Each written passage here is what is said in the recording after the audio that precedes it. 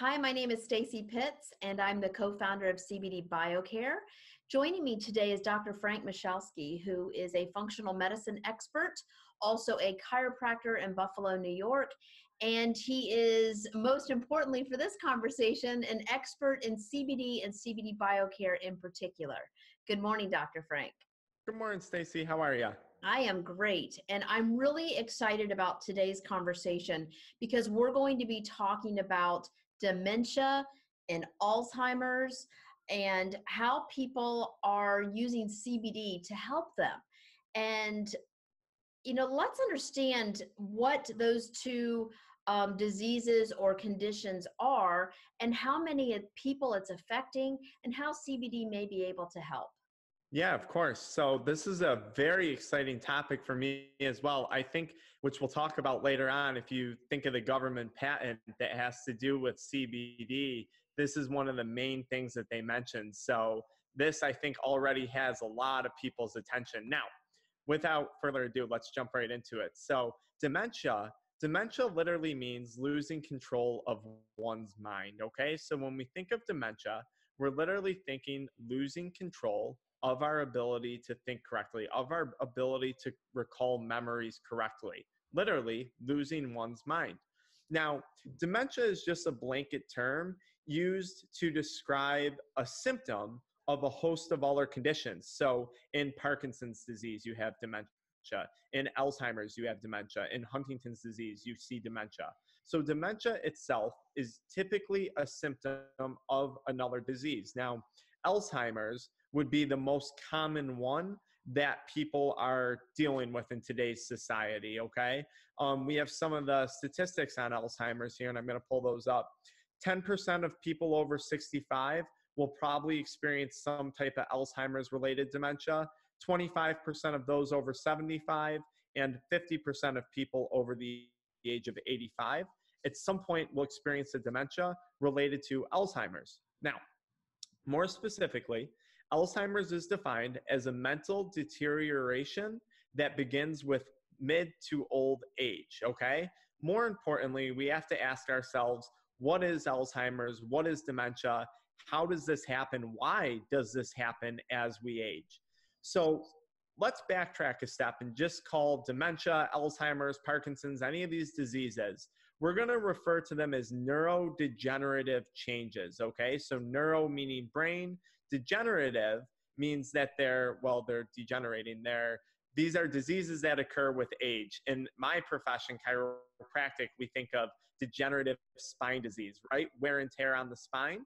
Think of dementia as wear and tear on the brain. Think of Alzheimer's as a wear and tear on the brain. So how does this actually occur? Well, a lot of what Alzheimer's deals with is a buildup of plaques or toxic plaques in the nerve cells in the brain, okay? So these plaques and these proteins build up in the brain, and you hear about this plaquing a lot if you've ever read about Parkinson's disease or Alzheimer's disease. Now, something happens when these plaques build up in our brains. Our brains consist of a bunch of proteins, okay? And the job of protein in the brain is to act as a transporter for different molecules, okay? Proteins build bridges. They act as transporters in our brains. When we have dementia or Alzheimer's disease, the shape of these proteins becomes ruined. The shape of these proteins becomes distorted. Now, this creates trouble because these distorted, misshaped proteins will sit in the neural cells in our brain. And think of this as essentially just trash accumulating in the nerve cells in the brain. Over time, your immune system recognizes this, and it goes to clear out these proteins in the brain. But what happens is each time these proteins get cleared out over and over again, a little bit of destruction happens to that nerve cell. So add up a few decades of this processing reoccurring over and over and over, and this is now how we wind up with the dementias, the Alzheimer's diseases. They're studying this closely for Parkinson's disease. So that's really the physiology of it. And I should certainly mention, anytime we're saying degenerative disc disease, which has to do with the spine, or neurodegenerative disease, which is what we're talking about today, at the end of the day, This is really a disease process of inflammation and oxidation. So for people who have not listened to our podcast on chronic inflammatory diseases or CID or read that blog post, I would advise them, please go read that, because this will make a lot more sense. Because instead of talking about inflammation and oxidation in the body, today we're talking about it occurring in the brain. You know, one of the things that the government patent states is that CBD or cannabidiol is a neuroprotectant. So what does that mean? That's absolutely correct. So a lot of what happens in the brain, let's just say in Alzheimer's disease, the brain becomes inflamed, okay? Whenever we have inflammation, and we've used this example before, something is produced called free radicals, okay? Free radicals are little dangerous scavengers that go around and damage cells in our body, and they cause inflammation. A neuroprotectant, also known as, in this case, they reference to a neuroantioxidant, is something that attacks and quiets down those free radical molecules, which then in turn protects our brain from inflammation. So a neuroprotectant, they're saying that CBD specifically is a strong anti-inflammatory that's protecting our brain from oxidation and inflammation, which are the two primary processes that can lead to dementias and Alzheimer's diseases. So it sounds like it would be safe to say that it's good for prevention, but also good once the problem has already been identified.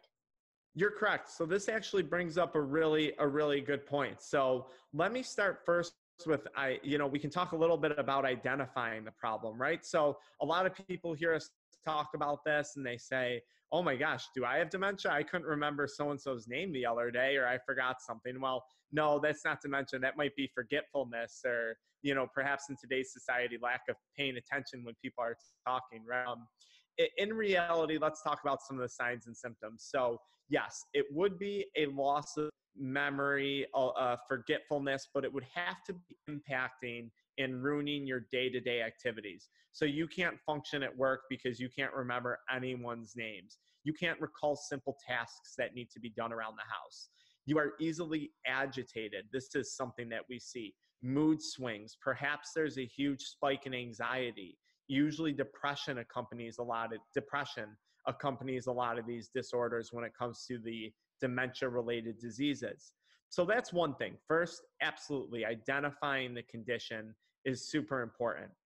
The next thing that we would then say is, okay, what are the risk factors for this person and what's the likelihood? And this is all going to tie back into that CBD patent. What are the risk factors for developing a dementia or for developing an Alzheimer's?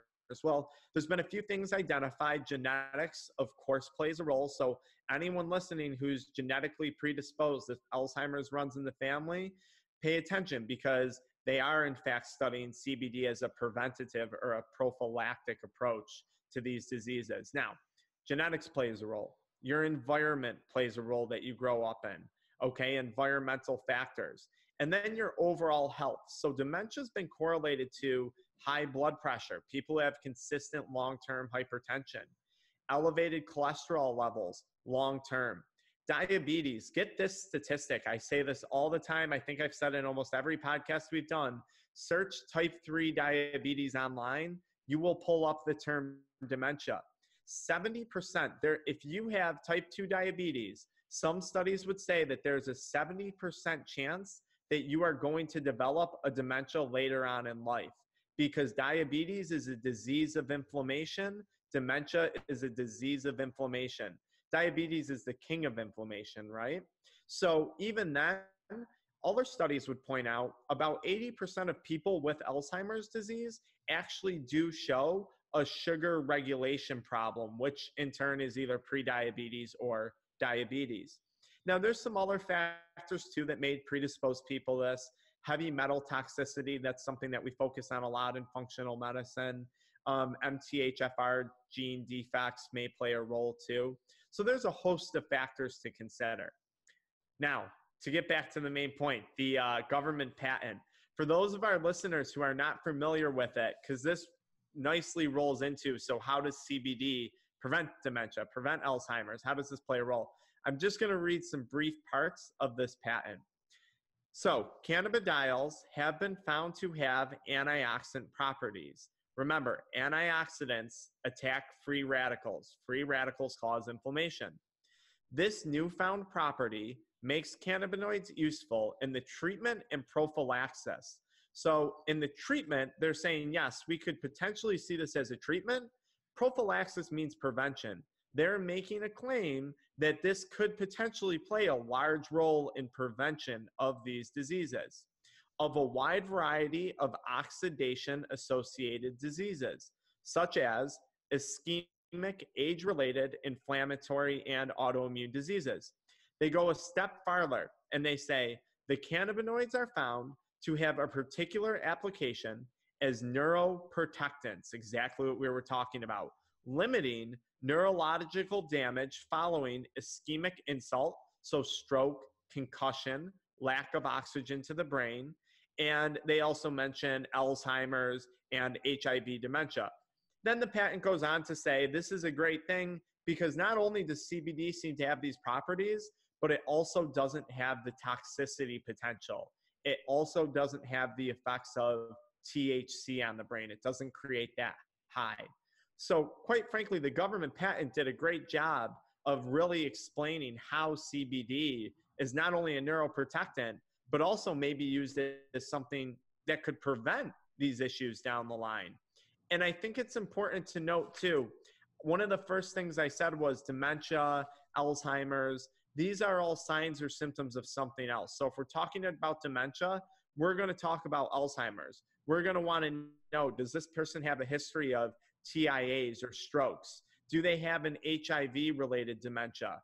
Was there chronic drug use that led to this state of dementia? So we're always looking back. We can correlate all these diseases to inflammation, and the government patent nicely says, hey, look at this. This is an antioxidant. It's an anti-inflammatory, and we think there's a huge promising factor involved here when it comes to managing dementia and age-related disease.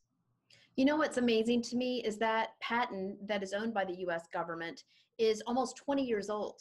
And the CBD industry is less than 5 years old, really. I mean, we can trace it back and, you know, there's some argument there, but really it didn't hit the United States in a big way.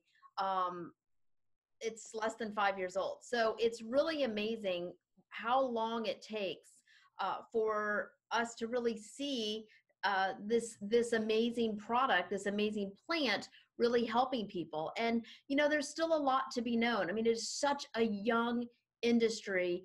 And I think it's amazing that we're starting to see how it is helping people because we hear the stories. So there's the government patent, there's some of the clinical trials, but, you know, we hear on a daily basis how it is helping people. I take CBD for sleep, but I have also noticed that it helps me with focus. It helps me to where, you know, I can relate on some small scale to where I say, oh, I can't remember. It's right on the tip of my tongue. And I think that has to do with stress, or it has to do with, you know, trying to juggle a bunch of things. And I don't deal with that nearly as much as I used to because of CBD. So when we say neuro, right, anything really relating to the brain, we immediately think of those more severe conditions like Alzheimer's and dementia, but it also can be a neuroprotectant and help in other ways, such as just focus and helping on daily memory. Is that accurate? That's completely accurate. I think most people who use it would say the same thing. You certainly see athletes raving about the focus that they get from the CBD. We did a great workup on ADD and ADHD last week where we talked about its effects on dopamine. Now, if people have been religiously listening to these, you're going to start to notice a trend, and it goes to exactly what you're saying. All these things are connected and they all add up to a benefit. So one of the awesome things to be said about CBD and these dementia-related diseases is, yes, it's a neuroprotectant, but on top of it, you said, oh, if you're, you know, really stressed, you might forget things. That's common. Anytime we're concerned about someone having dementia, we always have to ask, well, are they just chronically stressed and forgetting things due to a stress response? Maybe it's hypothyroidism. There's a few other things that you could consider too. But stress, well, CBD is an anti-anxiety. That's been proven over and over again. It's an antidepressant. That's excellent. We've seen information implying that CBD helps with tremors, right? A lot of people with these age-related diseases, these degenerative diseases, they wind up with tremors, they wind up with anxiety, they wind up with depression, they wind up with insomnia, right? So I think it's really important to say, not only are we talking about CBD as possibly a preventative thing, not only are we talking about it potentially slowing down a disease progression, but now on top of it, we're saying, wait a minute, it might also help to manage all these other symptoms that we see with age-related neurodegenerative diseases. And what a great thing, because I don't know of many medications out there. If you think of a medication, it has a very specific focused action, right? If you're taking a medication for high cholesterol, chances are it's just going to impact cholesterol and not much else. Of course, a few drugs can be cross-prescribed, but at the end of the day, CBD is not impacting one thing, it's impacting multiple aspects of neurodegenerative disease. Absolutely. I think you've made a fantastic case for anybody that is predisposed to any type of degenerative neuro disorder because it runs in their family, or anybody that's just concerned about aging and inflammation, that you've made a really great case for a full spectrum CBD product. So now the obvious next question is, how much do I take? So let's break it down with people who maybe have a family history, and then people who are looking for just a preventative, and then people who already have dementia or Alzheimer's or some of the other conditions that you've talked about. So really 3 different areas, if you don't mind. Yeah, of course. So, like we say with each of these things, it's a challenging question to answer because we don't have the exact clinical data with the exact product. With that being said, someone who's talking about prevention, so maybe they're predisposed to it, most of the things that I have seen would probably recommend around 20 to 60 milligrams a day, okay, as a general starting range. If this individual is pretty healthy, perhaps they don't have diabetes or other inflammatory diseases, perhaps they could go as low as 10 milligrams a day for preventative purposes. Now, when we're talking about someone who has an onset of dementia or one of these neurodegenerative diseases, a good starting point would probably be between 20 to 60 milligrams a day. But if you do look at literature, you can see them start to recommend up into those macro dosages where we're talking upwards of 300, 400 milligrams of CBD a day. And perhaps this is that really advanced person with Parkinson's disease. And like we always talk about, it's going to be different for everyone. This is the part of CBD that really there's not statistic, there's not numbers on, because everyone is so individualized. For most people, if you have the disease, you're probably going to want to start between 20 and 60 milligrams and work your way up until you see those desired results. So if anxiety is playing a role in someone's Parkinson's, if they start to see a positive impact on the anxiety, there's a chance that it's doing something to benefit the Parkinson's as well. So monitor your symptoms, monitor how you feel, and make a judgment call based on that. And especially someone who has dementia, they may not be the one to recognize the benefit as much as maybe a family member would. So it really is, in our experience, something that you have to monitor. I always say, we are so in this country used to getting a prescription, seeing the result. If we have a cold, we take a Z-Pak, and in 5 days we're healed, right? The CBD is not like that. So I think that your recommendations are perfect to where people can really experiment and experience this product. And for the loved one may have to say, okay, well, I noticed that they remembered my name, or they were able to do very basic life skills, or, that loved one may be able to really notice the difference. And in terms of prevention, I've heard many, many times by many CBD experts that everybody should be taking a CBD product because we all fight inflammation. I mean, eating bad food can cause inflammation. Stress can cause inflammation. I mean, it's really the disease of the century. And I've heard many times that inflammation is the root cause of most diseases that we deal with. So this is just yet another topic, right, Dr. Frank, that where we just really focus on inflammation. And I don't think there could be anything better that CBD does.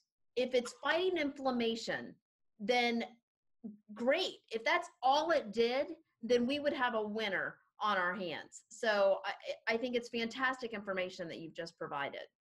I could not agree more with that. Inflammation is the root cause of all these things. Again, if you didn't watch the information on chronic inflammatory disease, that sums up a lot of what we talked about. Now, I'll say this too, because you brought up a great point. You talked about the food that we're eating today. You talked about those things. Some other things to keep in mind when it comes to dementia and neurodegenerative changes, vitamin D levels being low have been connected to this. Out of control depression has been connected to this. Hypothyroidism, completely unregulated, has been connected to this. Some other factors that you may want to consider as well, deficiency of omega-3 fatty acids, which are typically found in fish. These are your healthy fats, and medium chain triglycerides are also an issue. One of the leading authors of this, and I'm going to spell his last name out for people right now, is Max. That's his first name, his last name, Lugavere.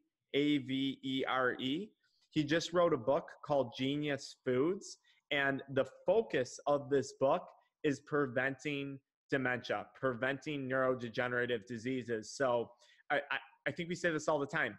This CBD is such a good place to start. Like, what an amazing opportunity to start to control your health again.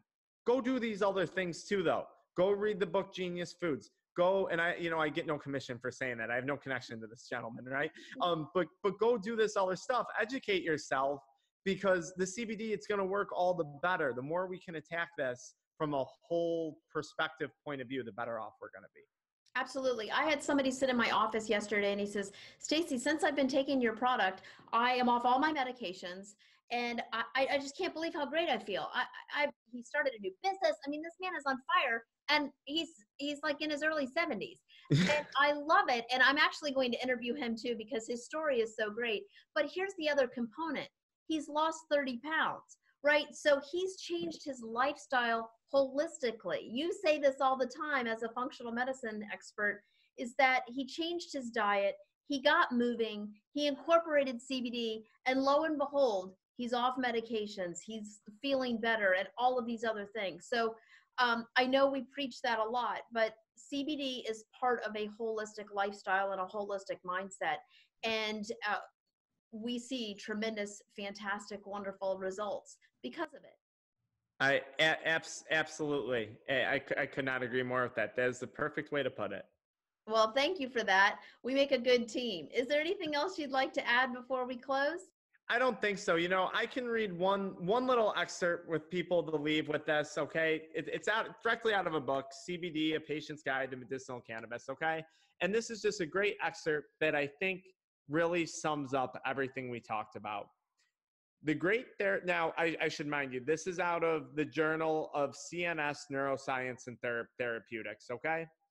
The great therapeutic value of CBD, either given alone or in association with THC, derives from the consideration that it represents a rare, if not unique, compound that is capable of affording neuroprotection by the combination of different types of properties, okay?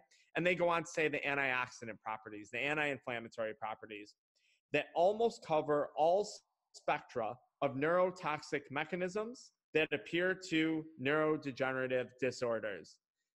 That's a great thing to say. It sums up everything we talked about. This is affecting all aspects of neurodegenerative health. Thank you, as always, Dr. Frank. And if you have any more questions, please feel free to reach out to us. We can even put you in touch with Dr. Frank because this is a topic that we will continue to talk about and we continue to learn more about. You can also visit our website at cbdbiocare.com.